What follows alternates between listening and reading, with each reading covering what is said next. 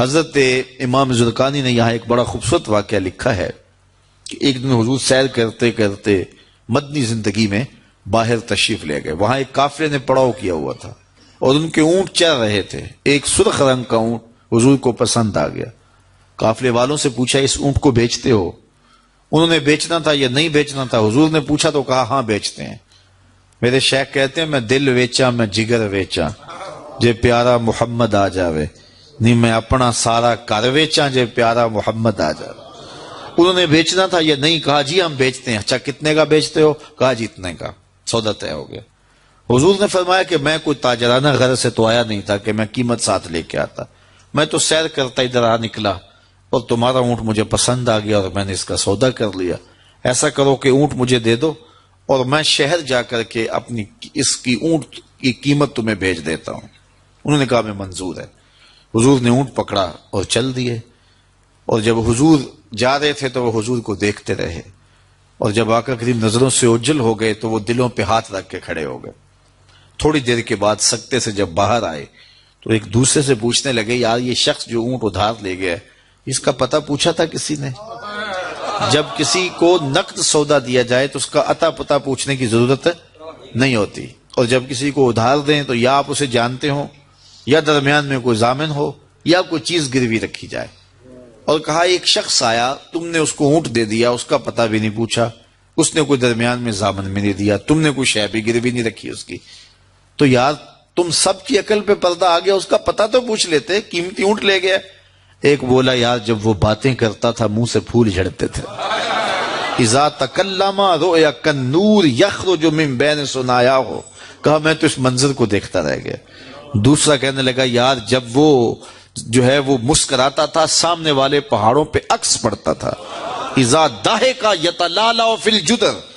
تیسرا بولا یار میں تو اس کی آنکھیں ہی دیکھتا رہ گیا. کیا خوب سجن دیاں اکھیاں نے, کیا خوب سجن دیاں اکھیاں نے جویں پر کے سرائیاں رکھیاں نے. تو اجے میرا یار نہیں ڈٹھا جنوں ویکھ کے چن شرماوے. ادھی راتی دن چڑھ جاوے جیو رخ تو نقاب اٹھاوے. تے جے او نکلے سیر کرن نو سارا گلشن سیس نواوے.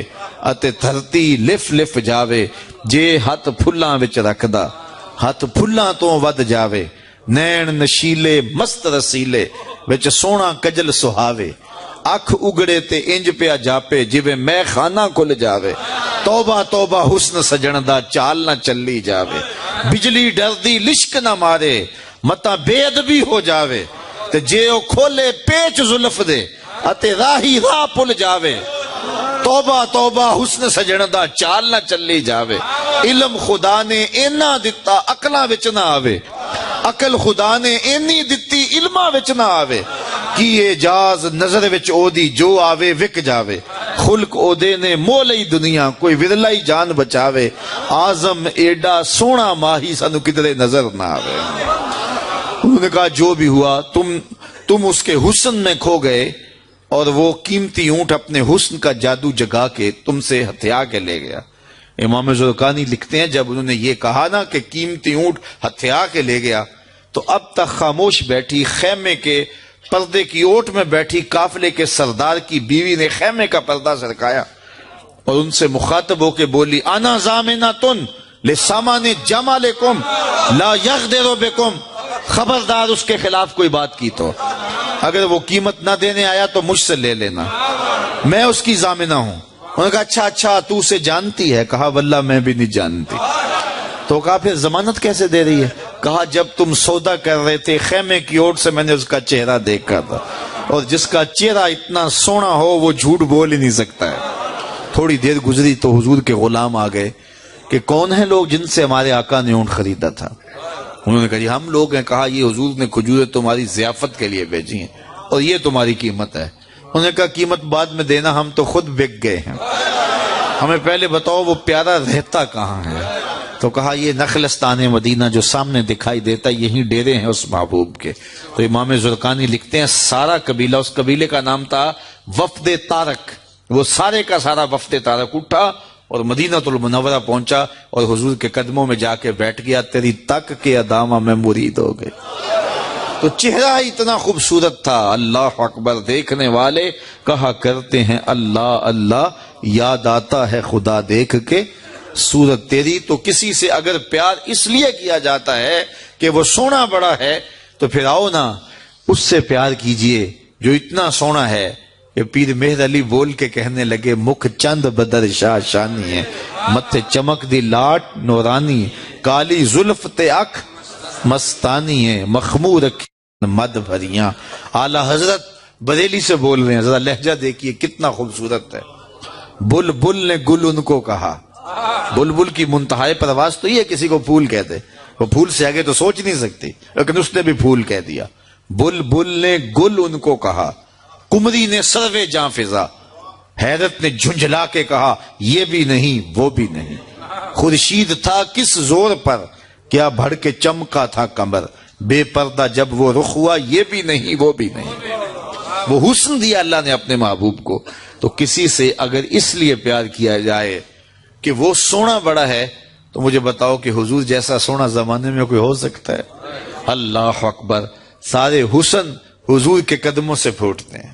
اور مجھے اتنا اچھا لگتا ہے یہ شعر اعظم چشتی مرحوم کا کہ اس نے پتہ نہیں کہاں بیٹھ کے یہ شعر لکھ دیا کہ سمجھا نہیں ہنوز میرا عشق بے ثبات، سمجھا نہیں ہنوز میرا عشق بے ثبات، تو کائنات حسن ہے یا حسن کائنات، تو کائنات حسن ہے یا حسن کائنات۔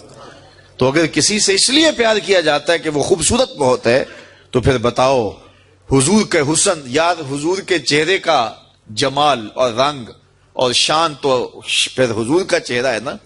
حضرت میمونہ بنت کردم رضی اللہ تعالیٰ عنہ فرماتی ہیں کہ مجھے حضور کی زیارت کا شوق ہوا تو میں اپنے والد گرامی کے ساتھ حضور کی زیارت کے لیے حجۃ الوداع کے موقع پہ میں حج کے لیے گئی، اور حضور سواری پہ بیٹھے تھے اور میں اپنے والد گرامی کے ساتھ حضور کی قربت حاصل کرنے کے لیے اور حضور کی زیارت کے لیے پہنچی۔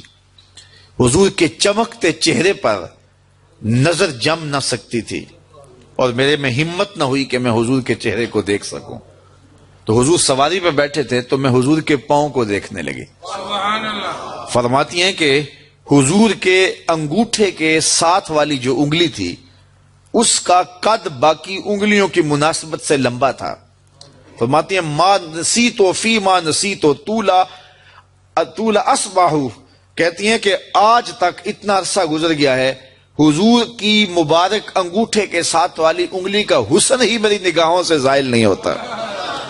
یار جس کی انگلی اور جس کے پاؤں کا حسن اتنا ہے، اس کے چہرے کی جمال کی کیفیت کیا ہوگی؟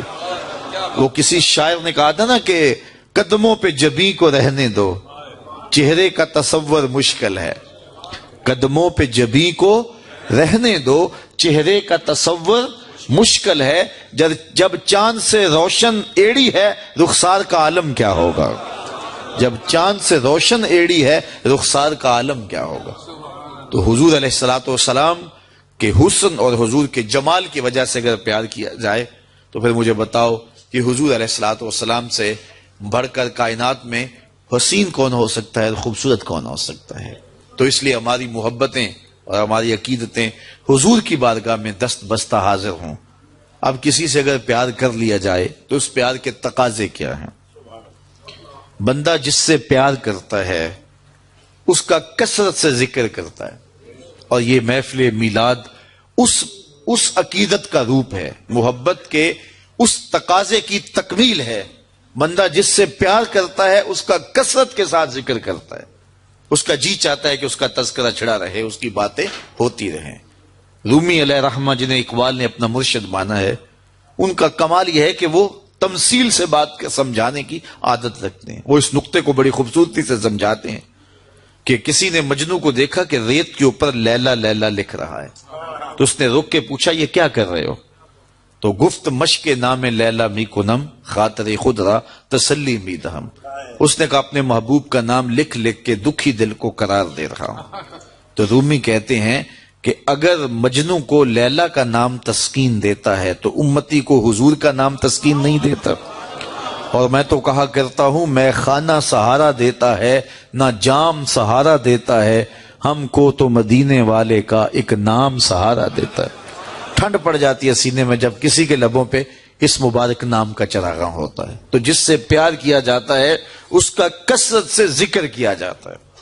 میاں صاحب نے بھی اپنے انداز میں کہا ہے نا, جو کسی دا عاشق ہوئے تے گل اسے دی کردا, 100 مکر بہانے کر کے مرنے ہوس دے مردا. جب محبت کسی سے ہو تو پھر اس کا تذکرہ کسی نہ کسی بہانے چھڑا جاتا ہے. یہ نہیں ہو سکتا کہ طبیعت اچاٹ ہو جائے کہ یہ بات چھوڑو بھی نا. میں مختلف جگہوں پہ جاتا ہوں تو بعض لوگ پرچیاں دیتے ہیں جناب میلاد النبی کے ثبوت کے حوالے سے بھی کوئی بات کیجئے. تو میں کہتا ہوں کہ دلائل کی زبان میں ہمارے علماء بات کرتے ہیں اور کمال کر دیتے ہیں, لیکن میں کہا کرتا ہوں اپنے سادے لہجے میں, کیا حضور کے ذکر کے لیے بھی دلیل